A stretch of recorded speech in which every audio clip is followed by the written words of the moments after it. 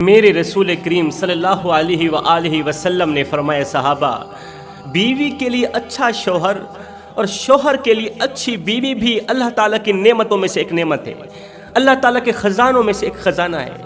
اور اگر بیوی اچھی نہ ہو، بری ہو، اگر شوہر اچھا نہ ہو، برا ہو، تو دونوں کی زندگی جہنم بن جاتی ہے۔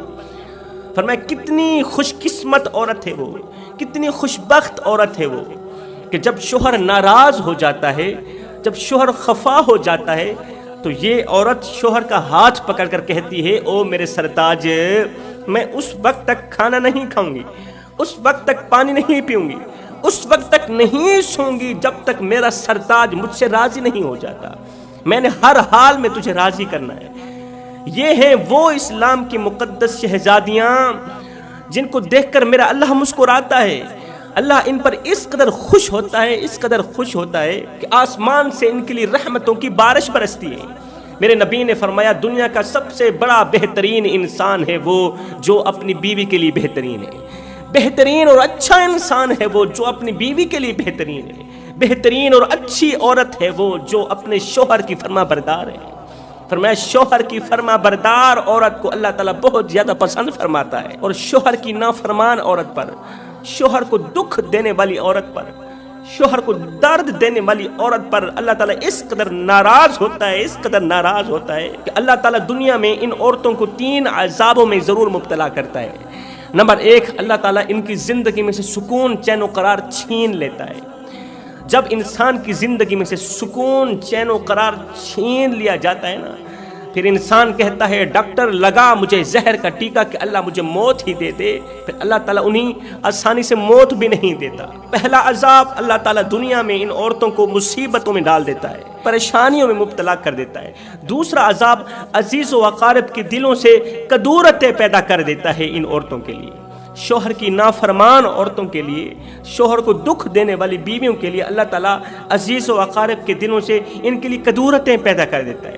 پھر جو بھی عورت ان کو دیکھتی ہے نفرت بھری نگاہوں سے دیکھتی ہے، جو بھی شخص اس عورت کو دیکھتا ہے نفرت بھری نگاہوں سے دیکھتا ہے۔ تیسرا عذاب موت کے وقت اللہ تعالیٰ ان کا خاتمہ ایمان پر نہیں ہونے دیتا۔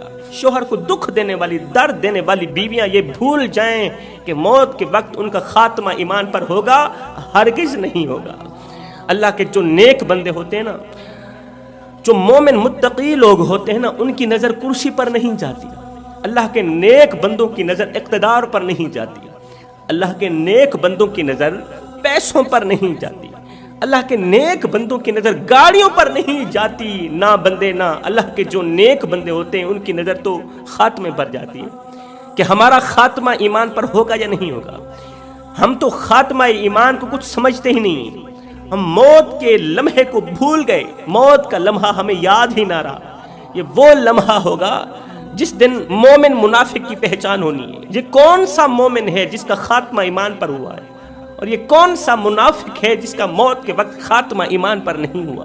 حضرت سیدنا عیسیٰ علیہ السلام کا زمانہ تھا، آپ کے دور میں ایک شخص تھا جس کو بیوی نے بہت زیادہ تنگ کر رکھا تھا، وہ بیوی کا ستایا ہوا تھا، بیوی کی وجہ سے بہت ہی زیادہ پریشان تھا، دن رات پریشانی کی دلدل میں گزارتا تھا، وہ پریشانیوں کی دلدل میں پھنسا ہوا تھا۔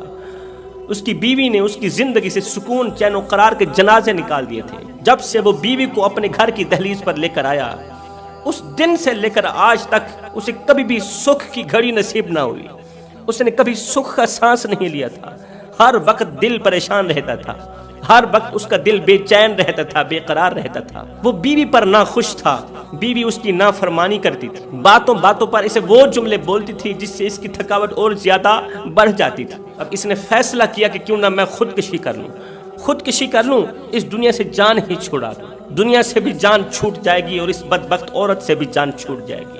لیکن اچانک اس کے ذہن میں خیال آیا، اچانک خیال آیا کہ کیوں نہ خودکشی کرنے سے کہیں زیادہ بہتر ہے کہ میں یہ گھر چھوڑ کے ہی چلا جاتا ہوں۔ اس نے فیصلہ کر لیا گھر چھوڑنے کا، فیصلہ کر لیا بیوی کو چھوڑنے کا، بچوں کو چھوڑنے کا۔ وہ بیوی سے اس قدر تنگ تھا کہ گھر چھوڑنا تو رہی دور کی بات، وہ تو شہر چھوڑ کے چلا گیا، شہر چھوڑ کے کہیں دور چلا گیا۔ دور جا کر اس نے جا ڈیرے لگائے، دور جا کر اس نے نئے رشتہ دار بنائے، نئے اپنے بنائے، عزیز و قارب بنائے، ان کے ساتھ زندگی کی خوبصورت لمحات گزار رہا تھا، وقت گزر رہا تھا۔ بیوی کو چھوڑ کر آئے ہوئے اسے 10 سال کا عرصہ گزر گیا، 10 سال کا عرصہ بیت گیا۔ اس کے چھوٹے چھوٹے بچے بھی تھے، بچوں کو بھی چھوڑ کر چلا گیا۔ ایمان سے بتاؤ آج کتنے لوگ ہیں، کتنے مرد ہیں جن کو بیویوں نے اس قدر ستایا ہوا ہے، اس قدر پریشان کر رکھا ہے کہ یہ بیچارے پیروں کے پاس جاتے ہیں، پیر صاحب ہمیں کوئی تعویذ دے دو۔ ہم سے ہماری بیوی ہر وقت لڑتی رہتی ہے، جھگڑتی رہتی ہے۔ ہمارا گھر جنت کے باغوں میں سے باغ تھا، جب سے وہ چڑیل ہمارے گھر میں آئی ہے، جب سے بیوی نے اس گھر کی دہلیز پر قدم رکھا تو وہی گھر جو جنت کے باغوں میں سے باغ تھا آج وہ جہنم کے گڑھوں میں سے گڑھا بنا پڑا ہے۔ اے اسلام کی مقدس شہزادیوں، اگر تمہاری وجہ سے جنت کے باغوں میں سے باغ گھر اگر تمہاری وجہ سے جہنم کے گڑھوں میں سے گڑھا بن گیا تو یاد رکھنا تم ظالموں میں سے ہو، تم گنہگاروں میں سے ہو، تم جہنمی عورتوں میں سے ہو۔ کتنے شوہر ہیں جو اپنی بیویوں کی وجہ سے خودکشی کر رہے ہیں، کتنے شوہر ہیں جو زہر کھا رہے ہیں، کتنے شوہر ہیں جو پھانسی کے پھندے پر لٹک گئے، کتنے مرد ہیں جو طاقتور ہونے کے باوجود بھی ڈپریشن کا شکار ہو گئے۔ کن کی وجہ سے؟ بیویوں کے رویوں کی وجہ سے۔ اپنے رویے ٹھیک کرو، اپنے شوہر سے محبت کرو، شوہر سے پیار کرو۔ اگر میں آپ کے بچوں سے پیار کروں تو میں آپ کو کتنا اچھا لگوں گا، اور اگر آپ میرے بچوں سے پیار کریں تو آپ مجھے کتنے اچھے لگیں گے۔ تو جب ہم سب لوگ کریم آقا کی امت سے پیار کریں گے تو ہم کریم آقا کو کتنے اچھے لگیں گے، اپنے نبی کو کتنے اچھے لگیں گے۔ تو جب آپ اپنے شوہر سے پیار کریں گے، محبت کریں گے اللہ رسول کی رضا کے لیے، تو مجھے بتاؤ تم اللہ کو کتنی پسند ہوگی، تم اللہ کو کتنی اچھی لگو گی۔ زندگی اتنی مختصر ہے کہ جی بھر کر محبت کرنے کا وقت نہیں ملتا، اللہ جانے لوگ نفرتوں کا وقت کہاں سے لے کر آتے۔ بیوی کی ستائے ہوئے اس شخص نے گھر چھوڑا، شہر چھوڑا، علاقہ چھوڑا، دور جا کر ڈیرے لگائے۔ وقت گزرتا گیا، بیوی کی جدائی میں 10 سال کا عرصہ گزر گیا۔ بیوی کو بھی اس کی کمی محسوس نہ ہوئی، بیوی اس قدر تو چڑیل تھی نا، اس کی کمی محسوس نہ ہوئی۔ وہ شوہر کو منانے کے لیے گھر سے باہر بھی نہ نکلی، اس قدر وہ اللہ تعالیٰ کے غضب کا نشانہ بنی ہوئی تھی کہ اسے شوہر کی ضرورت ہی نہیں تھی۔ 10 سال کا عرصہ گزر گیا، 10 سال کے بعد یہی شخص حضرت سیدنا عیسیٰ علیہ السلام کی خدمت میں ایک عجیب سا سوال لے کر گیا، ایک عجیب سا سوال لے کر گیا۔ حضرت سیدنا عیسیٰ علیہ السلام کی خدمت میں حاضر ہوا تو کہنے لگا یا حضرت میرے پاس ایک سوال ہے، اس کا جواب دیجئے۔ حضرت نے فرمایا بولیے کون سا سوال ہے؟ تو اس نے کہا حضرت مجھے بتایا جائے وہ کون سی عورتیں ہیں کہ جب وہ مرتی ہیں تو قبر سے سیدھا جہنم میں چلی جاتی ہیں، جب وہ کون سی عورتیں ہیں کہ جب ان کی تدفین ہو رہی ہوتی ہیں تو قبر کی مٹی انہیں بد دعائیں دیتی ہیں، قبر ان کو گالیاں دیتی ہے، کہتی ہے تمہارا آنا نامبارک ہو، اے بدقسمت عورت تیرا آنا نامبارک ہو، اے گنہگار عورت، بدکار عورت تیرا آنا نامبارک ہو۔ دنیا میں جتنے لوگ میرے اوپر چلتے تھے ان تمام لوگ میں سب سے زیادہ مجھے بری تو ہی لگتی تھی۔ دنیا میں جتنے لوگ میرے اوپر چلتے تھے نا ان تمام لوگوں میں سب سے زیادہ مجھے گندی تو ہی لگتی تھی۔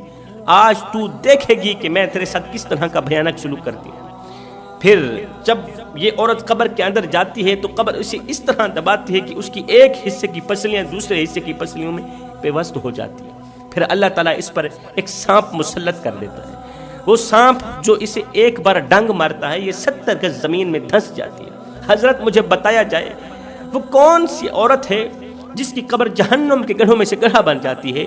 یہ سن کر حضرت سیدنا عیسیٰ علیہ السلام نے فرمایا بندہ خدا تو نے پوچھ کے کیا کرنا ہے اور تو نے یہ دیکھ کے کیا کرنا ہے؟ اس نے کہا حضرت خدا را میں اپنی آنکھوں سے دیکھنا چاہتا ہوں کہ وہ کون سی عورتیں ہیں جو جب مرتی ہیں تو قبر سے سیدھا جہنم میں چلی جاتی، جب مرتی ہیں تو ان کا خاتمہ ایمان پر نہیں ہوتا۔ تو حضرت سیدنا عیسیٰ علیہ السلام نے فرمایا پھر اس طرح کر قبرستان میں چلا جا، دیکھنا کل صبح سویرے جو جنازہ سب سے پہلے قبرستان میں داخل ہو، جو میت سب سے پہلے قبرستان میں داخل ہوگی نا وہ عورت کی میت ہوگی۔ غور کرنا وہ کون سا جنازہ ہے جو سب سے پہلے قبرستان میں داخل ہوا، اور وہ جنازہ عورت کا ہوگا، اور یہ وہی عورت ہوگی جس کی قبر جہنم کے گڑھوں میں سے گڑھا بنی ہوگی، یہ وہی عورت ہوگی جس کا خاتمہ ایمان پر نہیں ہوا ہوگا، یہ وہی عورت ہوگی کہ اس کے لیے قبر کے اندر کیڑے مکوڑے انتظار میں ہوں گے، اس کی انتظار میں ہوں گے، اس کی قبر کے اندر آگ ہی آگ ہوگی۔ یہ وہ بدبخت عورت ہوگی جس نے اللہ کے غضب کو دعوت دے رکھی ہوگی، اللہ کے غضب کا نشانہ بنی ہوئی ہوگی۔ یہ وہ عورت ہوگی جس پر اللہ تعالیٰ ناراض ہوگا، اللہ کی ذات اس پر خفا ہوگی. کل صبح قبرستان کے اندر جو سب سے پہلی میت داخل ہوگی، سمجھ لینا یہ وہی عورت ہوگی جس عورت کے بارے میں تو سوال کر رہا ہے، جس عورت کے بارے میں تو پوچھنا چاہتا ہے. اب اس شخص نے کیا کیا؟ سیدھا قبرستان کی طرف دوڑ لگا دی، قبرستان کی طرف دوڑ لگا دی. آج شام کا وقت ہے اور کل صبح میت نے داخل ہونا ہے، جنازے نے داخل ہونا ہے، اور اس نے دیکھنا ہے کہ یہ وہی عورت ہے یا کوئی اور تو نہیں ہے. اس نے کیا کیا؟ آج شام کو ہی اسی قبرستان کے اندر خیمہ لگا دیا کہ آج رات یہیں گزاروں گا، اور صبح میں اپنی ان آنکھوں سے دیکھنا چاہتا ہوں اس بدقسمت عورت کو. اللہ اکبر. اس نے خیمہ لگا دیا، خیمے کے اندر سو گئے. لیٹا ہوا تھا، آنکھ لگی، نیند آئی. خواب کی دنیا میں اس نے قبرستان کے مردوں کو روتے ہوئے دیکھا، قبرستان کے مردوں کو چیختے ہوئے چلاتے ہوئے دیکھا، ہائے ہم مارے گئے، ہم مارے گئے. خواب کی دنیا میں یہ چارپائی سے اٹھا، بستر سے باہر نکلا، خیمے سے باہر نکلا، مردوں کی طرف بڑھا. جب ان کے قریب گیا تو پوچھا، مردو تم کیوں رو رہے ہو، کیوں چیخ رہے ہو، کیوں چلا رہے ہو؟ تو ان مردوں نے کہا کہ آج ایک بدقسمت عورت کا انتقال ہوا ہے، ایک بدبخت عورت مری ہے اور اسے ہمارے قبرستان میں دفنایا جا رہا ہے. اس کی قبر کے اندر آگ ہی آگ ہے، بچھو ہی بچھو ہیں. ہم روئے اس لیے رہے ہیں کہ قبر کے اندر اسے عذاب دیا جائے گا، اسے بچھو کاٹیں گے. جب بچھو اسے ڈنگ ماریں گے تو وہ روئے گی، چیخے گی، چلائے گی. بس اس کی جو چیخ ہوگی نا وہ ہم سب قبرستان کے مردوں کو تکلیف دے گی. اس کی جو چیخ ہوگی وہ ہم سب کو پریشان کرے گی، اس لیے ہم رو رہے ہیں. کہتا ہے میں تو خواب دیکھ رہا تھا، اتنے میں صبح ہوئی، میری آنکھ کھل گئی. میں گیا قبرستان کے مین دروازے پر بیٹھ گیا. دور سے مجھے ایک جنازہ آتے ہوئے نظر آیا.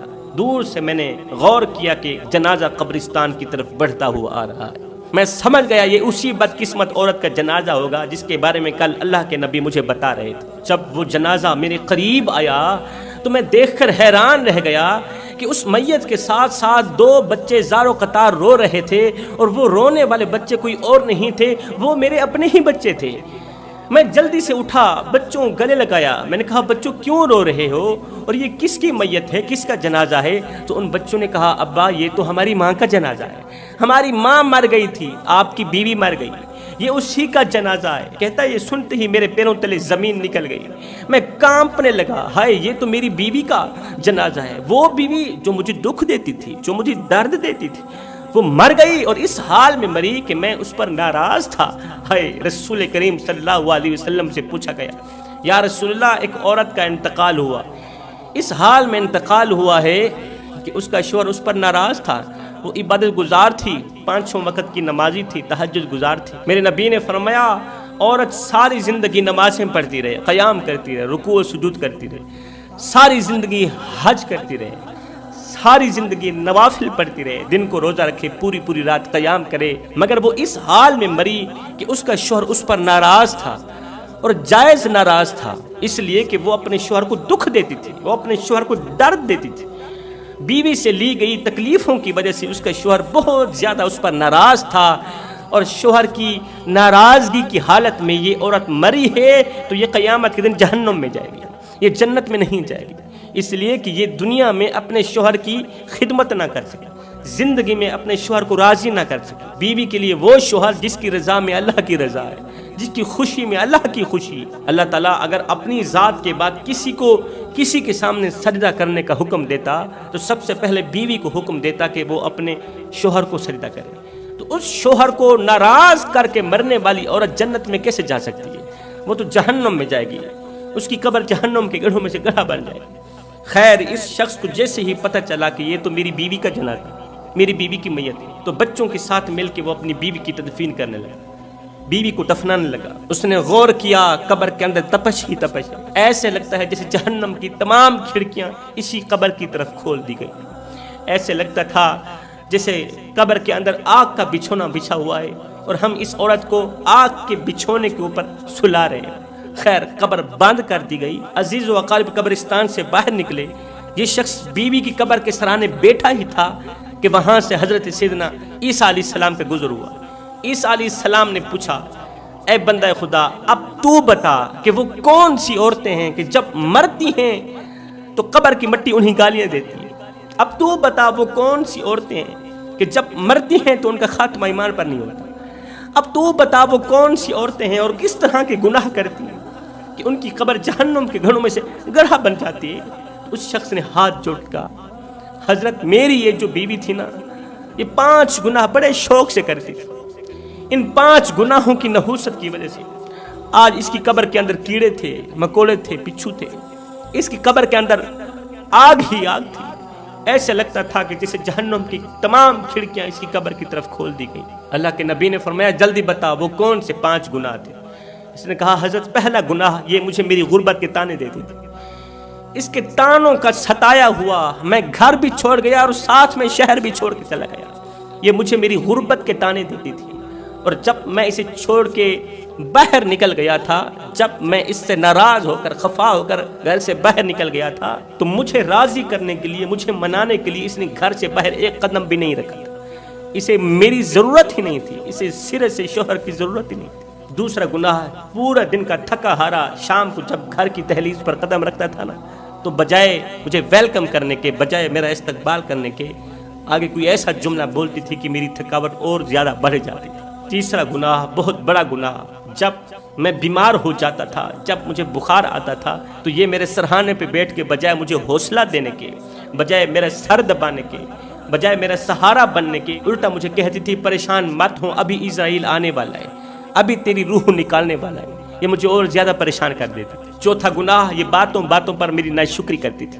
حضرت جب میرے پاس پیسہ تھا میں اس کے اوپر ہزاروں نعمتوں کی بارش برساتا تھا، اس کے ہر ایک خواہش پوری کی، ہر ایک تمنا پوری کی، لیکن جب میں بیچارہ غربت کے شکار ہوا تو یہی بیوی مجھے کہنے لگی کہ میں نے آپ میں کبھی کوئی بھلائی نہیں دیکھی، میں نے آپ میں کبھی کوئی اچھائی نہیں دیکھی۔ پانچواں گناہ جو بہت بڑا گناہ ہے، یہ مجھے باتوں باتوں پر دکھ دیتی تھی، باتوں باتوں پر تکلیف دیتی تھی۔ ہائے میرے بھائیو، کسی کو اتنا مت ستاؤ، کسی کو اتنا مت رلاؤ کہ وہ اللہ کے سامنے تمہارا نام لے کر رو پڑے۔ اگر وہ سجدوں کے دوران تمہارا نام لے کر رو پڑا، سجدوں کے دوران خون کے آنسو بہا کر تمہارا نام لے کر رو پڑا، تو یاد رکھنا تمہارے لیے بہت بڑا مسئلہ بن جائے گا، تم بہت بڑی بلا کے منہ میں آ جاؤ گے، اس لیے کہ اللہ کا ترازو صرف انصاف ہی تولتا ہے۔ حضرت امام ابو حنیفہ رحمۃ اللہ تعالی علیہ کے والد صاحب کا انتقال ہو گیا۔ 3 دن آپ نے افسوس میں گزارے، 3 دن گھر کے اندر بیٹھے رہے۔ 3 دن کے بعد اب گھر سے باہر نکلے، شہر کے چوک پر آ گئے۔ چوک پر آئے، لوگوں کا ہجوم سا لگ گیا، لوگ اکٹھے ہو گئے، آپ کے والد صاحب کا انتقال ہو گیا ہے، اللہ تعالیٰ ان کی بخشش فرمائے، ان کے درجات بلند فرمائے۔ تو آپ کا ایک مخالف تھا، پورا جہان جانتا تھا، علاقے والے لوگ جانتے تھے کہ یہ آپ کا سخت مخالف ہے، وہ سخت مخالف بھی ادھر سے آ نکلا، حضرت کو کہنے لگا ابو حنیفہ میں نے سنا ہے تمہارے باپ کا انتقال ہو گیا۔ کہا جی میرا باپ مر گیا ہے۔ اس نے کہا اگر باپ مر گیا ہے تو پھر ماں اکیلی رہ گئی ہوگی، اگر ہو سکے تو ماں کا رشتہ میرے ساتھ کر دو، میں تمہاری ماں سے نکاح کرنا چاہتا ہوں، میں تمہاری ماں سے شادی کرنا چاہتا ہوں۔ کس قدر سخت جملہ تھا، کس قدر سخت جملہ اس نے بولا جو سکون چین و قرار کی دھچیاں اڑا کے رکھ۔ یہ وہ جملہ تھا جس کو سننے کے بعد انسان کو رات کو نیند نہ آئے، دن کو سکون نہ ملے، چین و قرار کے جنازے نکل جائیں، انسان کو پریشانیوں کی تلتل میں پھنسا کے رکھ دے۔ حضرت تمہارے باپ کا انتقال ہو گیا ہے، تمہارا باپ مر گیا ہے، میں چاہتا ہوں کہ میں تمہاری ماں سے شادی کر لوں، ماں کا نکاح میرے ساتھ کر دو۔ اتنا بڑا سخت جملہ سننے کے باوجود بھی حضرت کو غصہ نہیں آیا، اپنی جگہ پر کھڑے رہے، ہوش و حواس میں کھڑے رہے۔ آپ نے فرمایا یہ مسئلہ غیر شرعی تو نہیں ہے، شرعی مسئلہ ہے، اس نے ٹھیک کہا ہے لیکن اس کا جملہ ٹھیک نہیں تھا۔ حضرت نے فرمایا بھائی ابھی تو میری ماں عدت میں ہے، عدت گزر جانے دو، اس کے بعد میں اپنی ماں سے آپ کی بات کروں گا، اگر میری ماں آپ سے نکاح کرنا چاہے تو میں نکاح کر دوں گا۔ حضرت نے روتے ہوئے کہا، آنکھوں سے آنسو بہاتے ہوئے کہا، کیونکہ اس نے ایک ایسا جملہ بولا تھا جو سیدھا جا کر دل پر لگا۔ اس نے حضرت کو دکھ دیا، حضرت کو درد دیا، اتنا دکھ دیا کہ حضرت رونے پر مجبور ہو گئے۔ باپ کی جدائی نے حضرت کو اتنا دکھ نہیں دیا تھا جتنا دکھ مخالف دشمن کے اس چھوٹے سے جملے نے دیا۔ یہ کہتے ہوئے حضرت وہاں سے چل پڑے کہ میں عدت گزر جانے کے بعد ماں سے پوچھوں گا، اگر میری ماں تم سے نکاح کرنا چاہے تو میں تمہارا نکاح کر دوں۔ یہ کہتے ہوئے حضرت وہاں سے چل پڑے، پیچھے اچانک وہ زمین پر دھڑم ہو کر گرا، وہیں مر گئے۔ اچانک زمین پر گرا، وہیں مر گیا، وہیں مٹی کا ڈھیر ہو گیا۔ لوگوں نے حضرت سے پوچھا حضرت یہ کیا ہو گیا؟ حضرت وہ تو مر گیا ہے، کس وجہ سے مرا ہے، اسے کیا ہو گیا؟ آپ نے فرمایا اس نے سمجھا تھا کہ ابو حنیفہ لاوارث ہے، اس نے سمجھا تھا کہ ابو حنیفہ کا کوئی وارث نہیں ہے۔ او بھائیو، اسے کچھ بھی نہیں ہوا، اسے تو ابو حنیفہ کے صبر نے مار دیا ہے۔ ابو حنیفہ کے صبر نے اس کی روح نکالی، ابو حنیفہ کے صبر نے اسے تڑپا تڑپا کر اسی جگہ پر مارا جس جگہ پر کھڑے ہو کر اس نے ابو حنیفہ کا دل دکھایا، ابو حنیفہ کو دکھ دیا، ابو حنیفہ کو درد دیا۔ اس لیے میں کہتا ہوں کسی کو اتنا مت ستاؤ کہ وہ اللہ کے سامنے تمہارا نام لے کر رو پڑے۔ اگر اس نے صبر کر لیا تو یاد رکھنا تمہارے لیے بہت بڑا مسئلہ بن جائے گا، تم بہت بڑی بلا کے منہ میں آ جاؤ گے، اس لیے کہ اللہ کا ترازو صرف انصاف ہی تولتا ہے۔